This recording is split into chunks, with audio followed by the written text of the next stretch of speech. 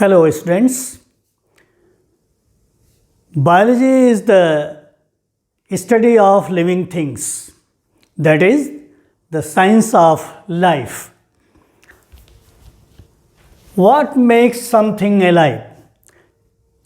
किसी चीज़ को कौन सी ऐसी चीज़ है जो ये कहती है कि ये अलाइव है, ये जीवित है। तो जीवित होने के लिए या निर्जीव से डिस्टिंक्शन होने के लिए, फ़र्क होने के लिए, these are the 7 characteristics shared by living systems. वो 7 characteristics कौन कौन सी हैं? सेलुलर ऑर्गेनाइजेशन, ऑल ऑर्गेनिज्म्स, सभी ऑर्गेनिज्म सेल्स के बने होते हैं। सेलुलर ऑर्गेनाइजेशन होता है और सेल्स जो हैं एक सेल मेम्ब्रेन से कवर्ड होते हैं। कोई ऑर्गेनिज़म सिंगल सेल का भी हो सकता है और बहुत सारे ऑर्गेनिज़म मल्टी सेलुलर भी होते हैं। कई सेल्स मिलके ऑर्गेनिज्म को फॉर्म करते हैं।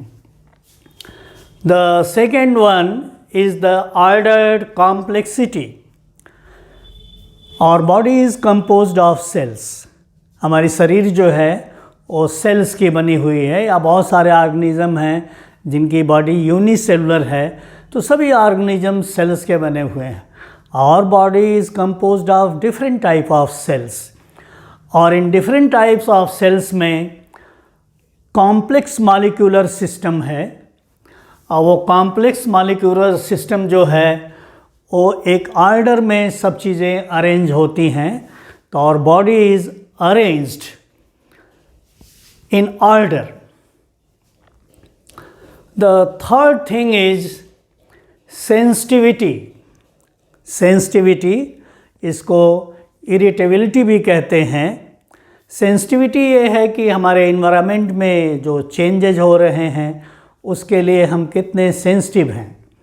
एक plant जो है वो जब growth करता है तो sunlight की तरफ धीरे धीरे bend करता रहता है। और हम जब किसी डार्क रूम में जाते हैं तो हमारी आँखों की ये जो प्यूपिल है ये डायलेट हो जाती है अंधेरे कमरे में। तो ये होती है सेंसिटिविटी।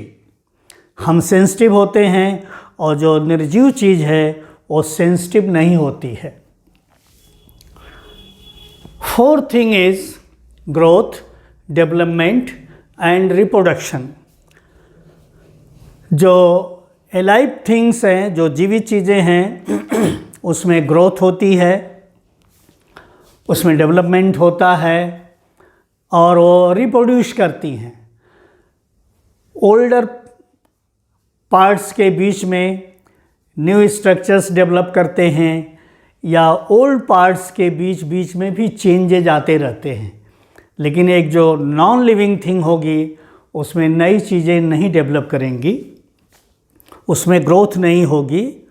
यद्यपि एक स्टोन है वो पड़ा है, उस पर डस्ट पड़ती रहती है, वो उसमें थोड़ा सा चेंज आएगा, लेकिन वो उसके इंटरनल चेंज नहीं है।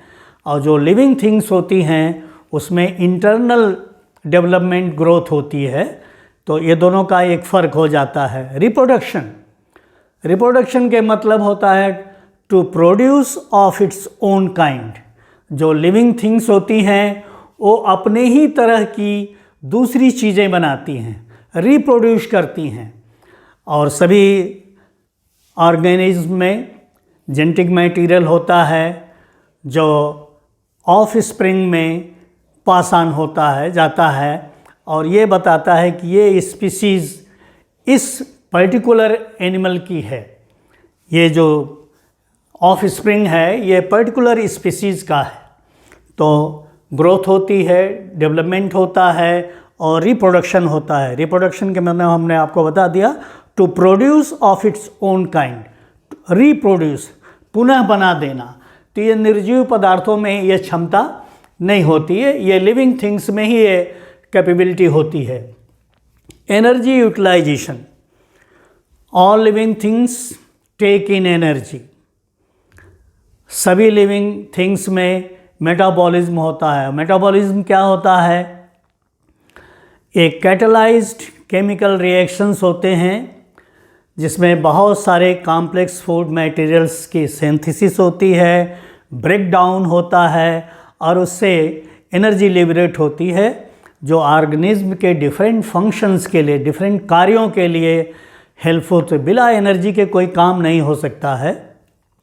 लिविंग थिंग्स के अंदर मेटाबॉलिज्म नहीं होता है और ये जो एनर्जी हम पाते हैं विभिन्न कार्य करने के लिए, वो जो हम फूड स्टफ्स लेते हैं, जो हम भोजन लेते हैं, उनके ब्रेकडाउन से नई सिंथेसिस होती है और उनके एंजाइमेटिक रिएक्शंस के द्वारा एनर्जी लिबरेट होती है। वो एनर्जी एटीपी फॉर्म में आती है और उसी फॉर्म को लिविंग थिंग्स ले पाते हैं।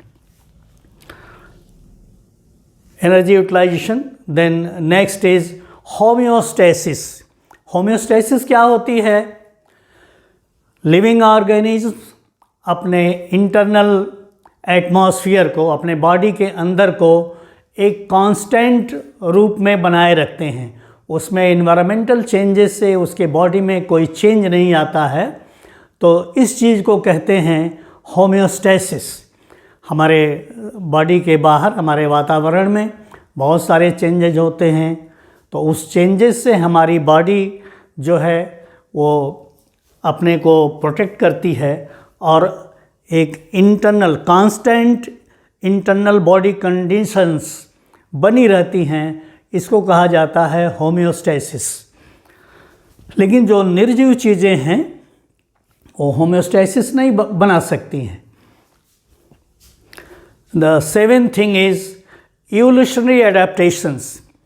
हम अपने ऑर्गेनिज्म से इंटरैक्ट करता है, अपने इन्वायरमेंट, अपने वातावरण से इंटरैक्ट करता है और उस इंटरैक्शन में ऑर्गेनिज्म बहुत सारे डेवलपमेंट करता है, बहुत सारे एडेप्टेशंस करता है, अनुकूलन करता है कि हम इस ऑर्गेनिज्म साथ कैसे रहेंगे, क्या हम एडाप्टेशन डेवलप करें, या इस वातावरण में हम हैं तो इस वातावरण में रहने के लिए हम अपने बॉडी में कैसे डेवलपमेंट करें, क्या अडेप्टेशंस लाएं।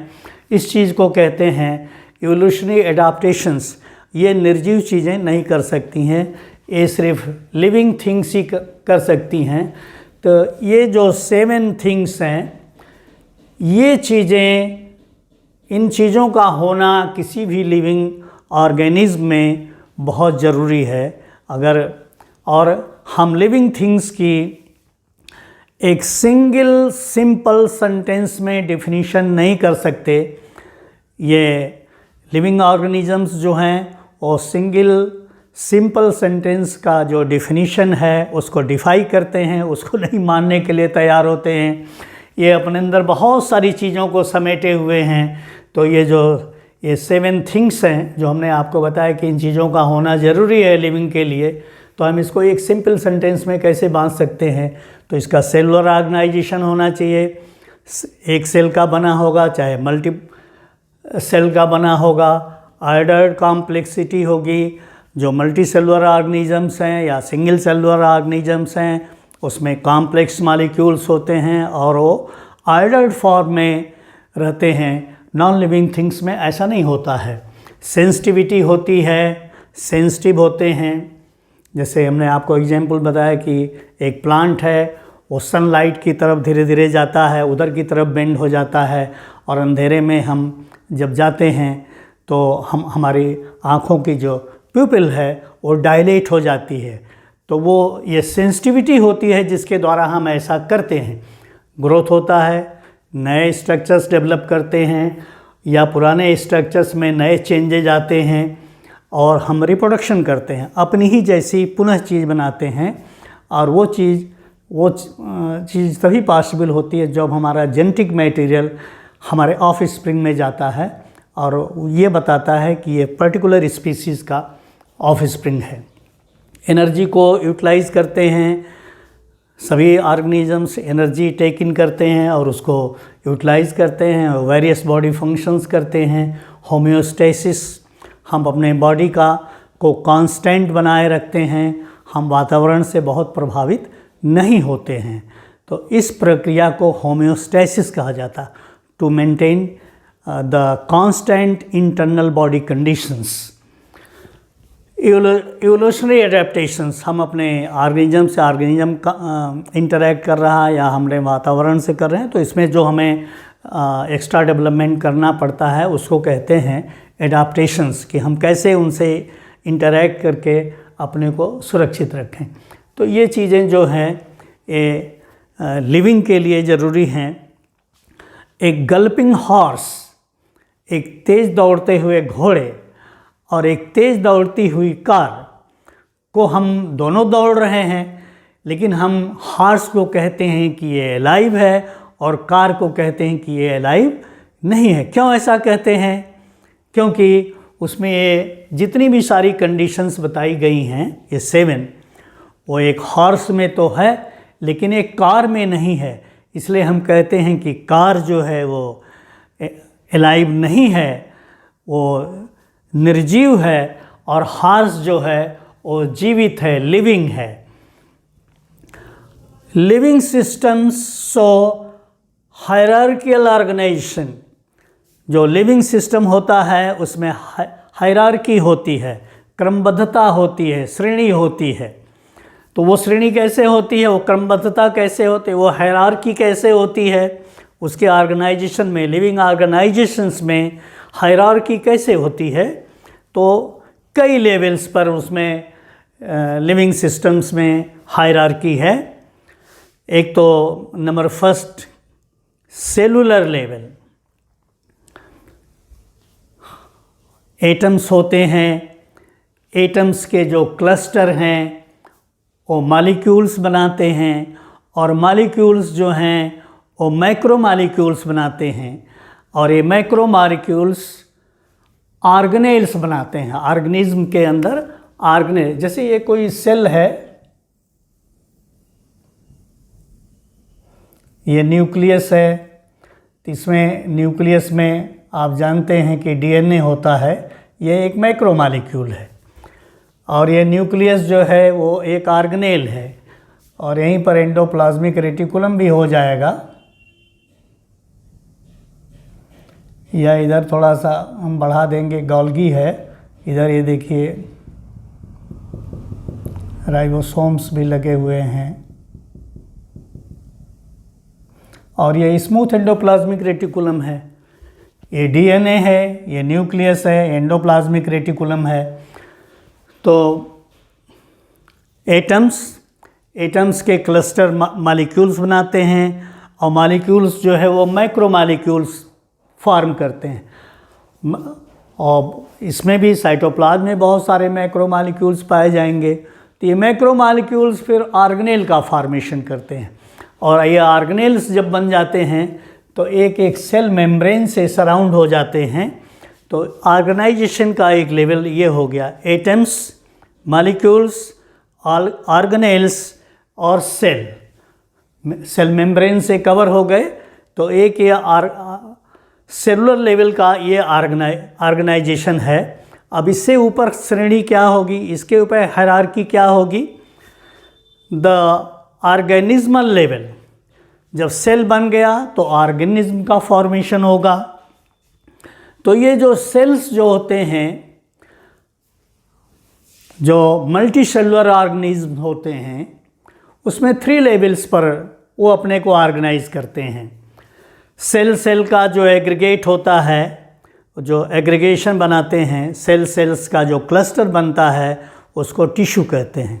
टिश्यू क्या होता है? टिश्यू सिमिलर सेल्स का एग्रीगेशन है। सिमिलर सेल्स एक जगह जब जुड़ते हैं तो वो टिश्यू का फॉर्मेशन करते हैं, और टिश्यू के जो इंडिविजुअल सेल्स हैं वो इंडिविजुअल यूनिट की तरह से कार्य करते हैं। तो टिश्यू हुआ, और टिश्यू मिलकर डिफरेंट टिश्यू जब मिलते हैं तब वो ऑर्गन्स का फॉर्मेशन करते हैं। डिफरेंट टिश्यू ऑर्गन्स का फॉर्मेशन करते हैं, और डिफरेंट ऑर्गन्स जब मिलते हैं, एग्रीगेट होते हैं, जुड़ते हैं, तो वो ऑर्गन सिस्टम्स का फॉर्मेशन करते हैं। जब ऑर्गन सिस्टम्स बन जाता है, जैसे आप समझिए कि डाइजेस्टिव सिस्टम है या नर्वस सिस्टम है, मैं डाइजेस्टिव सिस्टम का एग्जाम्पल लूँ तो यहाँ से माउथ से स्टार्ट होगा, माउथ होगा, फिर ट्यूब होगी, फिर स्टमक होगा, इंटेस्टाइन होगी। तो इस तरह से बहुत सारे आर्गन्स मिलके एक आर्गन सिस्टम फॉर्म करते हैं। और जब बहुत सारे आर्गन सिस्टम एग्रीगेट होते हैं, जुड़ते हैं, तब एक ऑर्गेनिज्म का फॉर्मेशन हो जाता है। So that is the formation of organismal level. The population level the next category है, जो नेक्स्ट हायरार्की है नीचे से ऊपर जाने वाली। द पॉपुलेशनल लेवल, जो ऑर्गेनिज्म्स होते हैं या जो इंडिविजुअल्स होते हैं वो ग्रुप बनाते हैं। वो एक प्लेस पर, एक स्थान पर बहुत सारे ऑर्गेनिजम्स या बहुत सारे इंडिविजुअल्स कलेक्ट होते हैं, इकट्ठा रहते हैं। उस पर्टिकुलर प्लेस में रहने वाले बहुत सारे individuals, they form A population. तो इंडिविजुअल्स के ग्रुप को पॉपुलेशन कहा जाता है।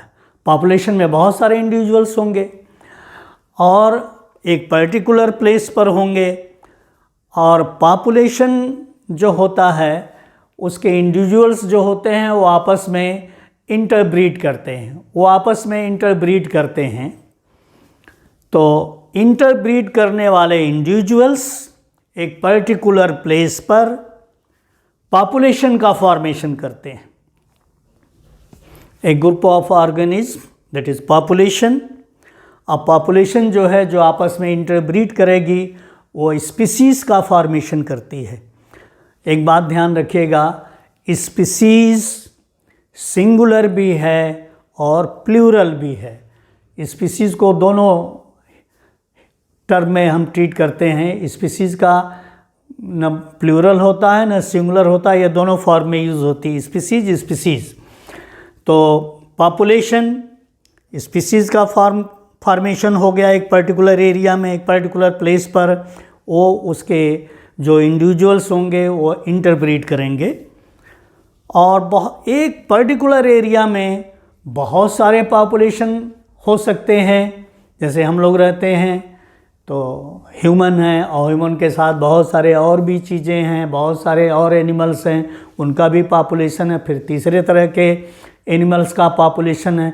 तो बहुत तरह के जो पॉपुलेशन एक जगह हो जाते हैं, तो different populations of different species they form biological community।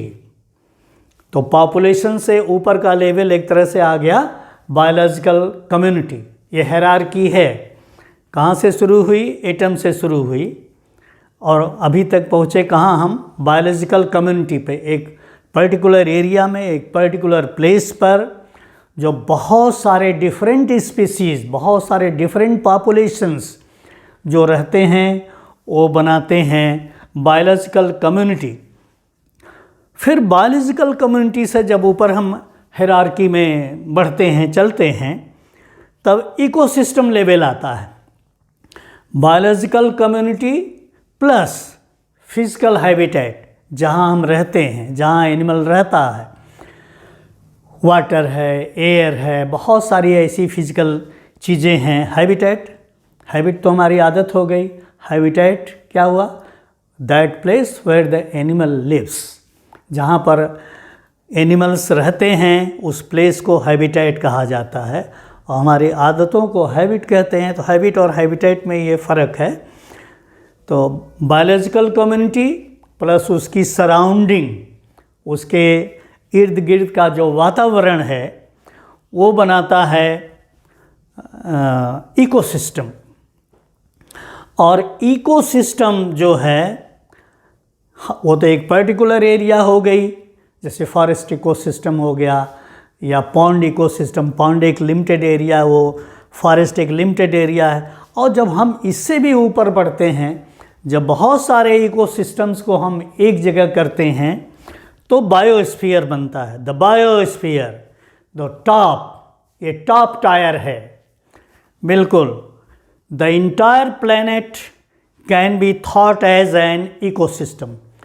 हम अर्थ पर रहते हैं, तो ये हमारी जो अर्थ है, इसको हम कह सकते हैं कि यह एक बड़ा जो बिगर टायर है इसका सबसे ऊपर का है वो है इसको हम the entire planet can be thought as an ecosystem, और इसको हम कह सकते हैं बायोस्फीयर। तो इस तरह से हम लोगों ने आज बिल्कुल बायोलॉजी की एलिमेंट्री से स्टार्ट किया, और ये आपके बहुत सारे कॉम्पिटिटिव एग्ज़ाम्स में या 11th-12th के जो स्टूडेंट्स हैं उनके लिए ये बहुत हेल्पफुल होगा। Thank you.